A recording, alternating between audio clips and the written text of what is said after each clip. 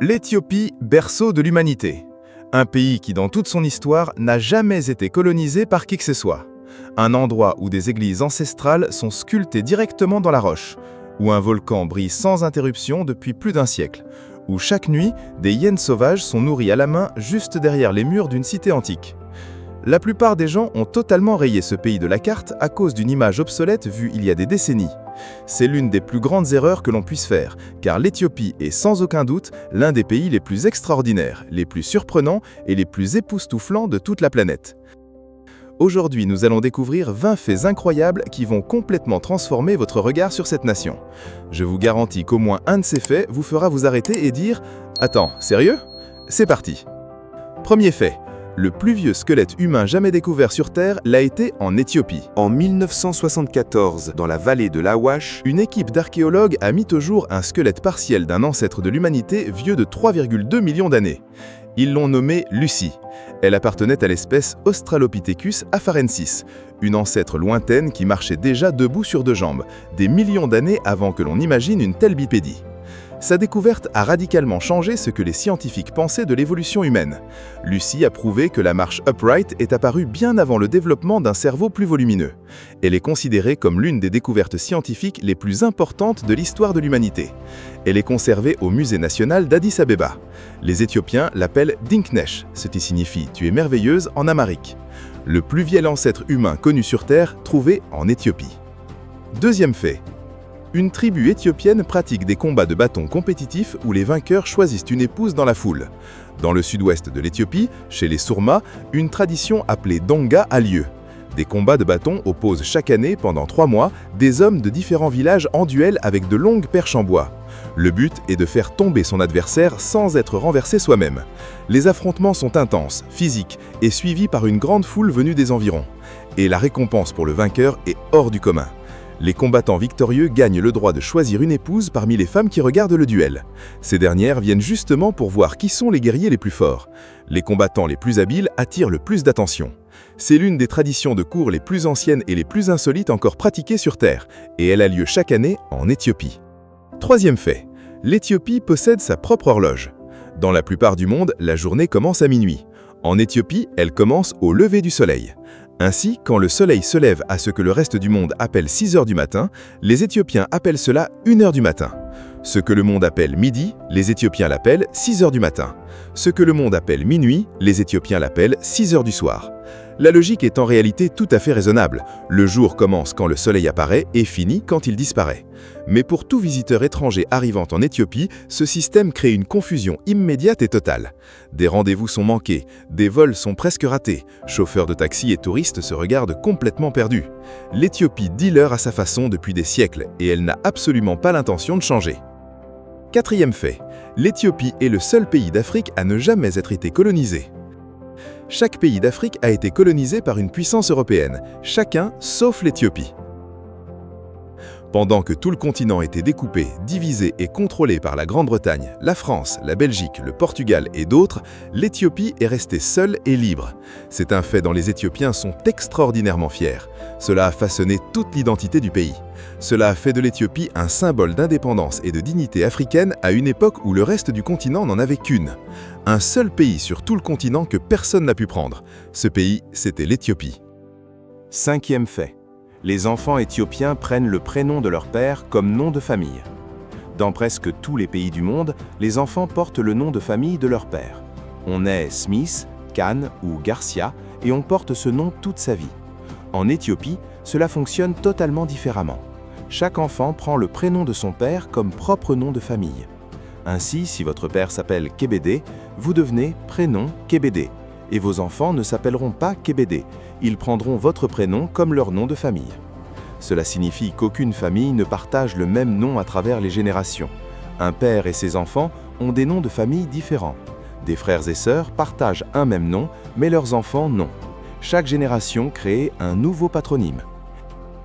C'est l'une des traditions de dénomination les plus singulières au monde, pratiquée en Éthiopie depuis des siècles. Sixième fait. Il est considéré comme très impoli de refuser une tasse de café en Éthiopie. L'Éthiopie est le berceau du café. Toute l'industrie mondiale du café, chaque expresso, chaque latte, chaque cold brew, chaque tasse de café bu n'importe où sur Terre aujourd'hui trouve son origine en Éthiopie. Et en Éthiopie, le café n'est pas qu'une boisson, c'est un rituel social sacré.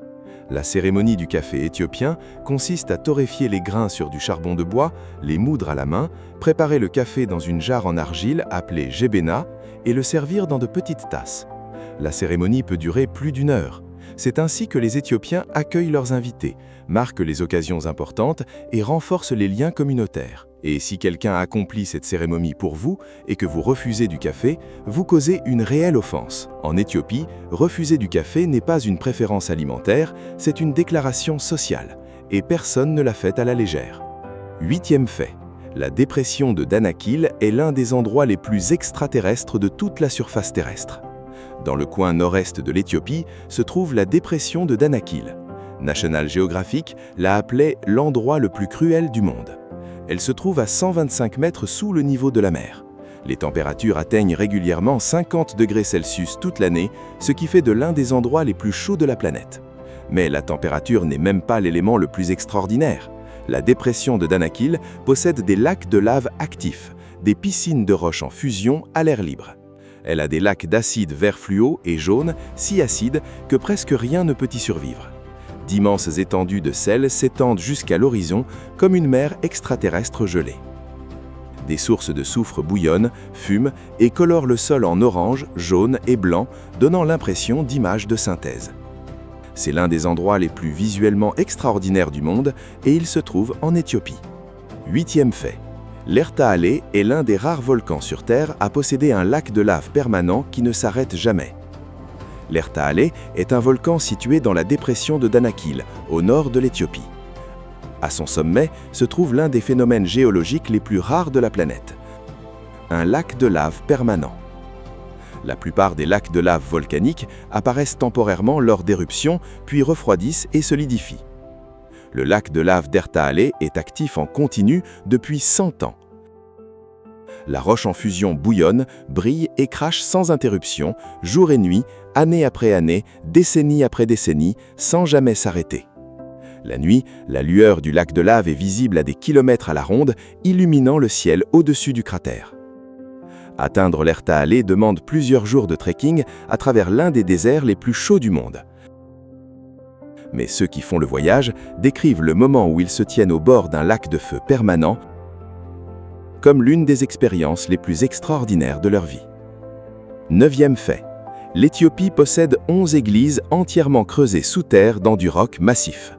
Au XIIe siècle, un roi nommé Lalibela eut une vision, bâtir une nouvelle Jérusalem en Éthiopie. Au lieu de bâtir les églises vers le haut, il ordonna de les creuser vers le bas dans du roc volcanique solide.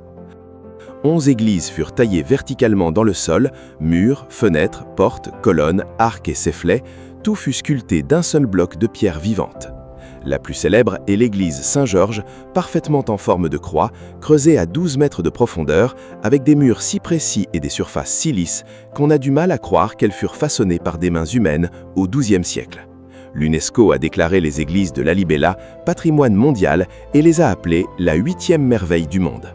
Elles reçoivent plus de 100 000 pèlerins chaque année. Creusées sous terre, en Éthiopie, il y a 900 ans. 10e fait. Abuna Yematagu est une église accessible uniquement en escaladant une falaise verticale dans la région du Tigré, au nord de l'Éthiopie. Il existe une ancienne église nommée Abuna Yematagu, construite à l'intérieur d'une grotte sur une falaise de grès abrupte à des centaines de mètres du sol.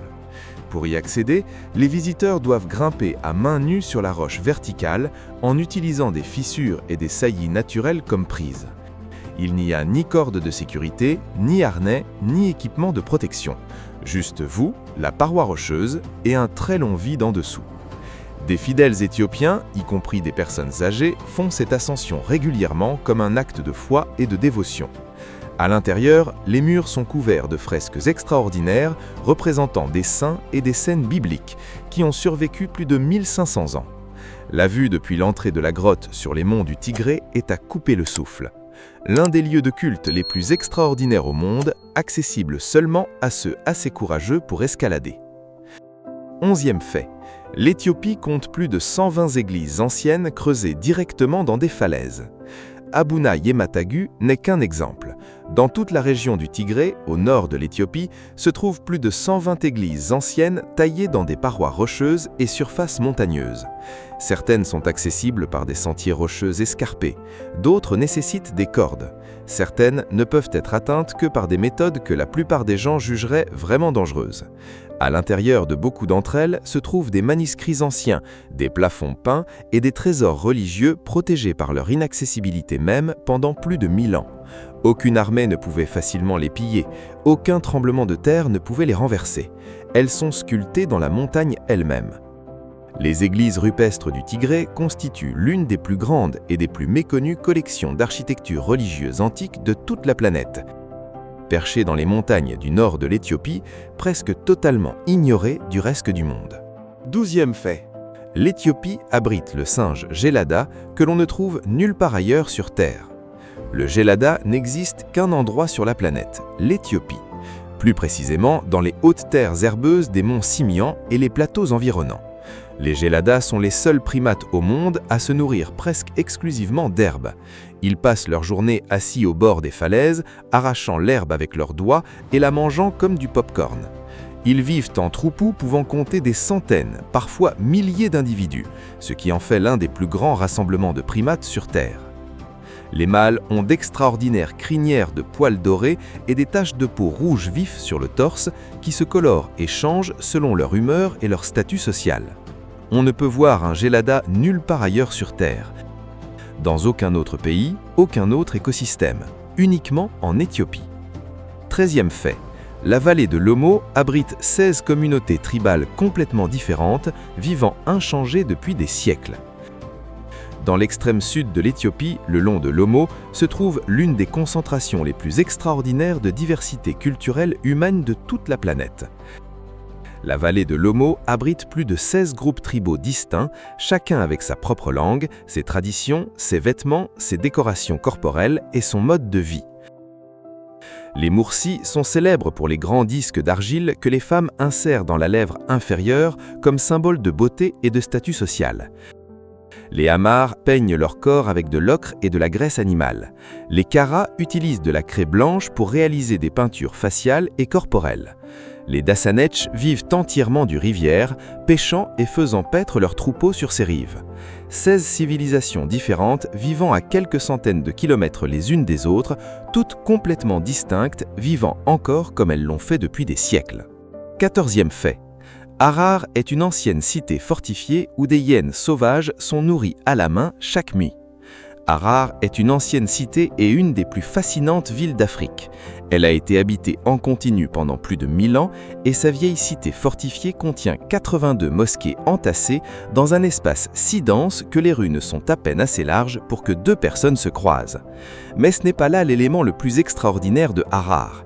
Chaque soir, après la tombée de la nuit, les habitants sortent des murs de la ville et nourrissent des hyènes sauvages spottées directement de leurs mains. Pas des hyènes apprivoisées, mais des hyènes sauvages vivant dans la campagne environnante. Cette tradition dure depuis plus de 500 ans. Les hyènes viennent chaque nuit à la même heure, connaissent le rituel, s'approchent des nourrisseurs, prennent la viande directement des mains humaines ou parfois d'un bâton tenu entre les dents. Des prédateurs sauvages nourris à la main chaque nuit. 15e fait. Les grottes de Sof Omar sont le plus grand réseau de grottes de toute l'Afrique. Dans le sud-est de l'Éthiopie, la rivière Gestro disparaît sous terre et s'écoule sur plus de 15 km à travers un vaste réseau de cavernes et de chambres calcaires avant de réapparaître à l'air libre. Ce réseau souterrain, les grottes de Sof Omar, est le plus complexe de tout le continent africain. À l'intérieur, d'imposantes colonnes de calcaire s'élèvent du sol au plafond. Des chambres souterraines s'ouvrent sur des espaces de la taille de cathédrales.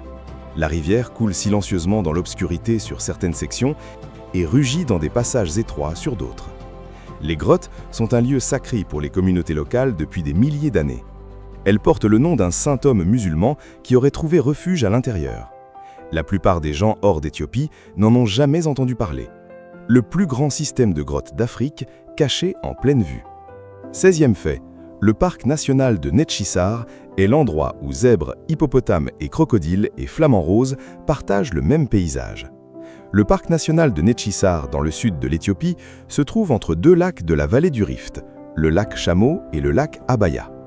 La diversité de la faune qui partage ce seul paysage est vraiment extraordinaire. Dans les plaines d'herbes blanches de Netchisar, les zèbres broutes et les gazelles de Burchell se déplacent en troupeau dans la savane. Dans les lacs en contrebas, les hippopotames émergent et plongent. D'énormes crocodiles du Nil bordent les rives en quantité qui ferait passer la plupart des documentaires animaliers pour modestes. Des flamants roses se rassemblent par milliers au bord des lacs, teintant le rivage de rose. Des aigles pêcheurs d'Afrique crient dans les acacias. Tout cela dans un seul petit parc national d'un pays que la plupart des gens associent à toute autre chose. Netchisar est le genre d'endroit qui donne l'impression d'avoir découvert un trésor que le reste du monde a complètement négligé. 17e fait. Le lac de cratère Wenchi possède un monastère vieux de 600 ans sur une île accessible uniquement par bateau. Dans les hauts plateaux éthiopiens, à l'ouest d'Addis-Abeba, un volcan éteint depuis longtemps s'est rempli d'eau sur des milliers d'années, créant l'un des plus beaux lacs de cratères d'Afrique. Le lac Wenchi se trouve à plus de 3000 mètres d'altitude, entouré d'une forêt dense et de parois abruptes. La seule façon d'atteindre le lac est de randonner ou de descendre à cheval traversant la forêt depuis le bord du cratère. Et sur une petite île au milieu du lac se trouve un monastère qui est là depuis plus de 600 ans. Un monastère sur une île dans un lac de cratère volcanique dans les hauts plateaux éthiopiens. Les moines traversent en bateau à rame jusqu'à la terre ferme. La forêt autour du lac est peuplée de singes colobes. Le silence est total. C'est l'un des endroits les plus paisibles et les plus beaux de tout le pays. 18e fait. L'Éthiopie a le plus grand nombre de sites classés au patrimoine mondial de l'UNESCO de toute l'Afrique. L'Éthiopie compte 9 sites UNESCO, plus qu'aucun autre pays du continent africain. La liste comprend les églises rupestres de Lalibela, les anciens obélisques et ruines d'Aksum, la cité fortifiée de Harar, la basse vallée de l'Awash où Lucie a été découverte, le parc national des monts Simian, la basse vallée de l'Omo, le paysage culturel de Konso et la forteresse royale de Gondar, Fassil Gebbi. 9 sites patrimoniaux mondiaux dans un seul pays. Un pays dont la majeure partie du monde a à peine entendu parler comme destination touristique. L'Éthiopie est discrètement l'un des endroits historiquement et naturellement les plus importants de toute la planète. 19e fait. Addis-Abeba est la 3e capitale la plus élevée du monde. Addis-Abeba, la capitale éthiopienne, se situe à environ 2400 mètres d'altitude, ce qui en fait la 3e capitale la plus haute du monde. Derrière Quito en Équateur et La Paz en Bolivie. Le nom Addis-Abeba signifie « nouvelle fleur » en amharique. Elle a été fondée en 1887 par l'empereur Ménélik II, et en un peu plus d'un siècle, elle est devenue une métropole moderne tentaculaire de plusieurs millions d'habitants. L'altitude donne à la ville un climat étonnamment doux et agréable, bien qu'elle se trouve à quelques degrés au nord de l'équateur. Elle abrite également le siège de l'Union africaine, ce qui en fait à bien des égards la capitale politique de tout le continent africain. La 3e capitale la plus haute du monde, cœur politique de l'Afrique qui se développe plus vite que presque toutes les villes du continent. 20e fait. L'Éthiopie construit de toutes pièces le plus grand aéroport d'Afrique. En janvier 2026, la construction a débuté pour l'aéroport international de Bishoftu, à l'extérieur d'Addis-Abeba. Une fois achevé, ce sera le plus grand aéroport de tout le continent africain. Ce projet est une réponse directe à l'extraordinaire croissance de l'Éthiopie en tant que destination de voyage. Les arrivées de touristes internationaux ont augmenté de 15% rien qu'en 2025, faisant de l'Éthiopie l'une des destinations à la croissance la plus rapide de la planète. Ethiopian Airlines est déjà l'une des compagnies aériennes les plus respectées et à la croissance la plus rapide du monde, avec l'une des flottes les plus jeunes. Et maintenant, le pays construit les infrastructures à la hauteur de son ambition. Un pays que la plupart des gens associent encore à une image dépassée des années 1980 est en train de construire le plus grand aéroport d'Afrique en 2026. L'Éthiopie ne rattrape pas le monde, elle le dépasse. L'Éthiopie n'est pas le pays que le monde vous a décrit, elle ne l'a jamais été. Si cette vidéo a ne serait-ce qu'un peu changé votre regard sur elle, alors laissez un pouce bleu, abonnez-vous et écrivez un commentaire. Quel fait vous a le plus surpris? À la prochaine!